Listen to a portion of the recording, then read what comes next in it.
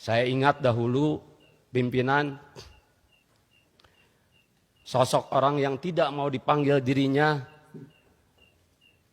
yaitu ada Syekh Siti Jenar maupun ada Al-Halaj dengan anak Al-Haq atau Kaula Manunggaling Gusti dengan keseriusannya.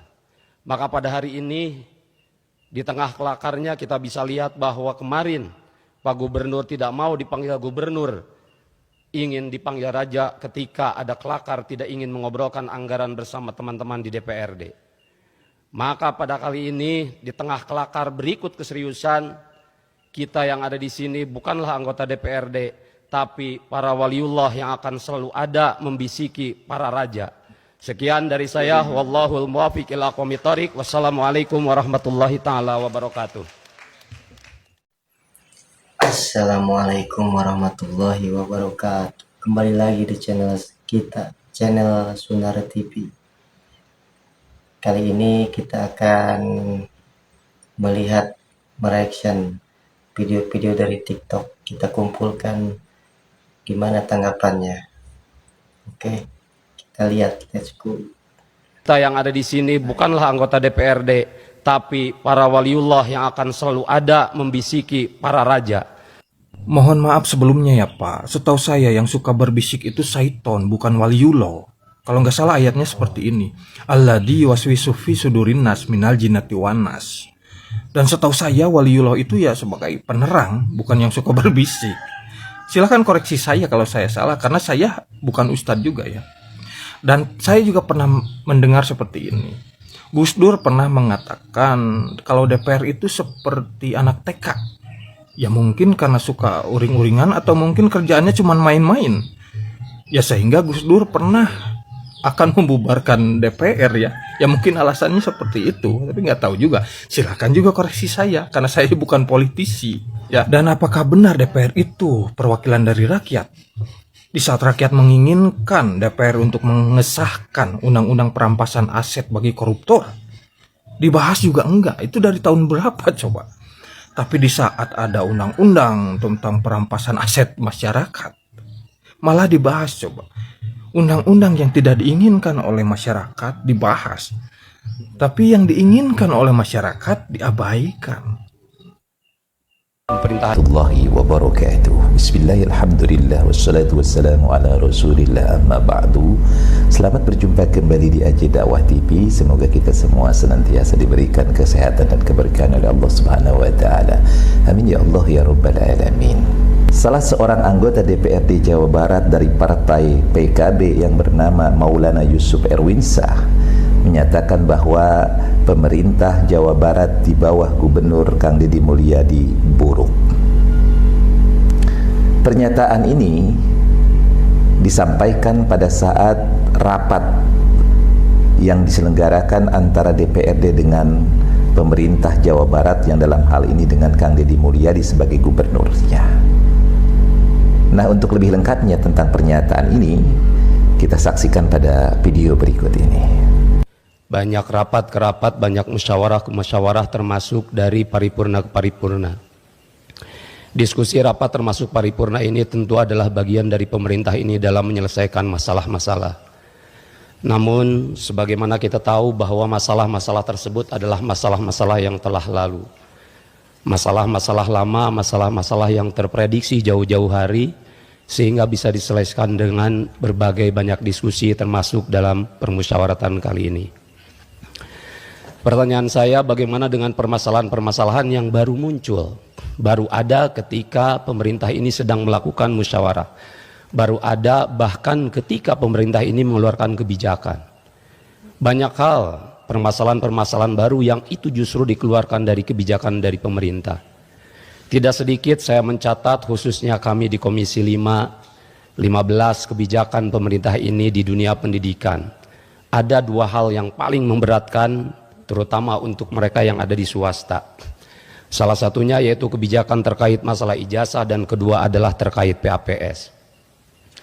Terkait masalah ijazah, sebagaimana kita tahu, hingga ujung mereka perwakilan sekolah swasta bertemu rapat dengan seluruhnya termasuk diwakili oleh pimpinan DPRD yaitu Pak Haji Acep Jamaluddin. Termasuk ketika rapat PAPS hingga akhir dapat diterima oleh Ketua DPRD yaitu Pak Haji Buki. Namun apakah rekomendasi-rekomendasi mereka itu dapat memberikan warna? Jangankan merubah, memberikan warna saja tidak. Yang saya harapkan dari pembicaraan ini, andai kata pemerintah tetap pada keputusannya, tidak merubah itu, tolong bisa menerima mereka secara langsung. Tolong agar dapat menerima, mendengar keluhan mereka secara langsung. Jangankan untuk menyampaikan hal tersebut secara langsung, melalui kita saja mereka terbata-bata menyampaikan hal tersebut. Saya khawatir bahwa kami yang ada di DPRD provinsi ini dianggap tidak ada oleh mereka, karena jangankan untuk merubah keputusan, untuk membawa mereka terhadap pemberi kebijakan saja mereka tidak bisa. Untuk menyampaikan langsung terhadap pemberi kebijakan saja mereka tidak bisa. Sekali lagi saya mohon agar dapat diterima secara langsung. Untuk masalah keputusan PAPS, bahkan mereka sampai mengajukan gugatan ke PT UN. Saya yakin gugatan ke PT UN itu bisa mencerminkan keburukan pemerintah secara moralitas, karena tidak bisa menjembatani antara kebijakan mereka dengan masyarakat yang ada di dalam pemerintahan ini. Saya nggak yakin teman-teman yang ada di ruangan ini telah menjadi sosok jester atau sosok yang bisa baik-baik saja ketika menyampaikan apapun terhadap penguasa. Saya ingat dahulu pimpinan, sosok orang yang tidak mau dipanggil dirinya, yaitu ada Syekh Siti Jenar maupun ada Al-Halaj dengan anak Al-Haq atau Kaula Manunggaling Gusti dengan keseriusannya. Maka pada hari ini di tengah kelakarnya kita bisa lihat bahwa kemarin Pak Gubernur tidak mau dipanggil gubernur, ingin dipanggil raja ketika ada kelakar, tidak ingin mengobrolkan anggaran bersama teman-teman di DPRD. Maka pada kali ini di tengah kelakar berikut keseriusan, kita yang ada di sini bukanlah anggota DPRD, tapi para waliullah yang akan selalu ada membisiki para raja. Sekian dari saya, wallahul muwaffiq ila aqwamit thoriq. Wassalamualaikum warahmatullahi taala wabarakatuh. Dari video tadi kita bisa melihat bagaimana Maulana Yusuf Erwin Shah ini menyinyiri Kang Deddy Mulyadi, terutama berkaitan dengan dua hal di bidang pendidikan, yakni tentang ijazah dan juga tentang masalah satu kelas 50 siswa. Nah, dia menyoroti berkaitan dengan bahwa sudah ada menggugat ke pengadilan tata usaha negara, dan dalam pandangan Maulana Yusuf Erwin Shah ini bahwa pemerintahan Kang Deddy Mulyadi berarti sudah buruk. Nah, apakah demikian? Nah, untuk menilai hal ini silakan warga masyarakat Jawa Barat untuk memberikan penilaian. Tapi kita yakinkan kinerja Kang Deddy Mulyadi itu pro rakyat, dan apa yang dilakukan oleh Kang Deddy Mulyadi dengan program-program dan kebijakan beliau itu semua demi kepentingan warga masyarakat Jawa Barat. Mudah-mudahan apa yang disampaikan di video ini bisa memberikan manfaat. Wallahu muwaffiq ila aqwamit thoriq. Assalamualaikum warahmatullahi wabarakatuh.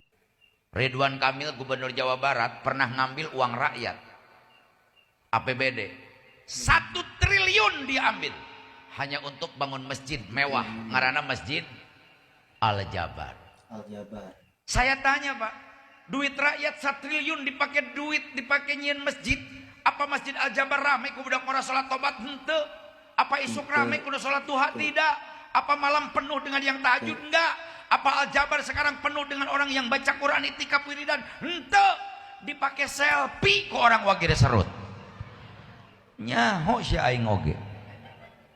Datang ke Masjid Al-Jabar lain sholat Pak Lurah, kikieuan Selfie. Naudzubillahi min. Kang Deddy nyaah kana Sunda dengan budaya Sundana, dakwah ku cara kasundaanana termasuk wayang.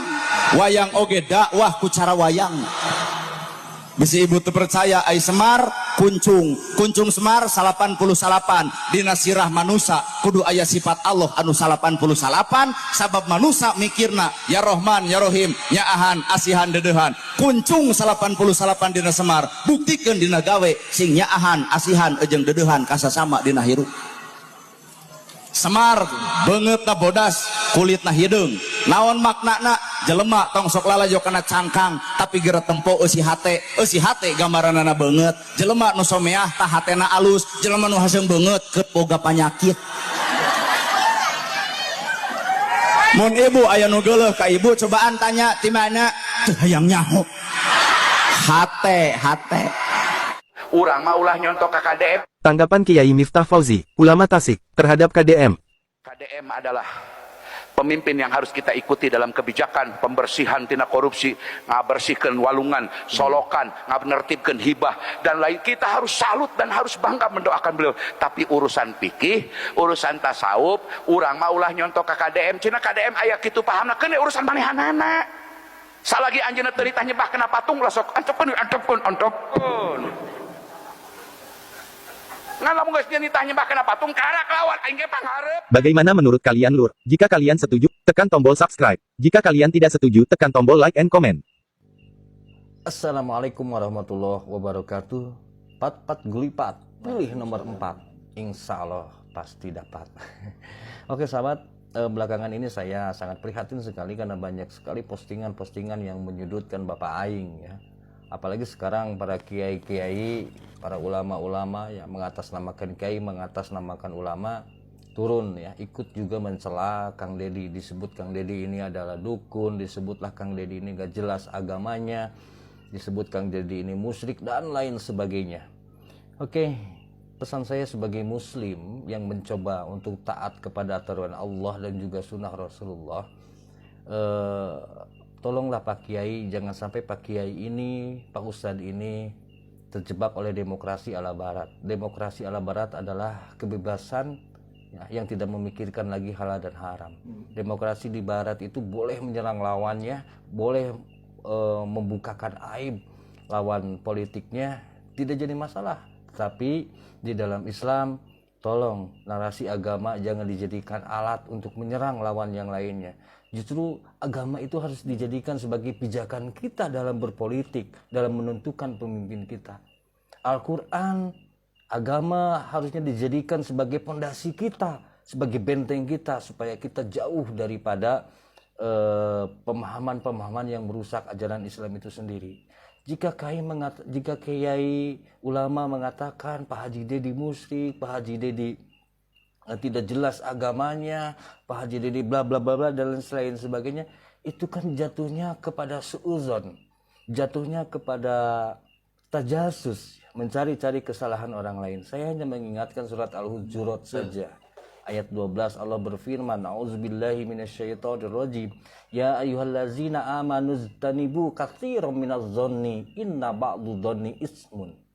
Jelaskan Al-Quran, hai orang-orang yang beriman, jauhilah kebanyakan daripada purbasangka, prasangka atau kecurigaan, karena sebagian daripada purbasangka itu adalah dosa.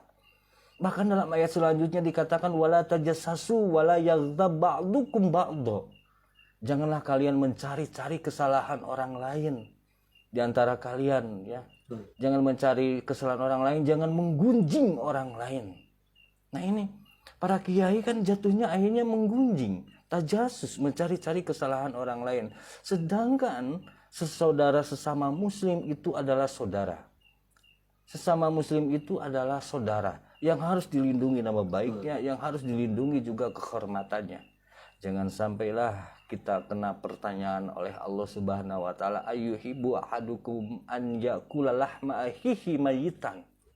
Jelaskan, Allah bertanya, orang yang suka tajasus itu, orang yang suka menggunjing orang lain itu, Allah sampai bertanya, ayyuhibbu ahadukum an yakula lahma akhihi mayitan.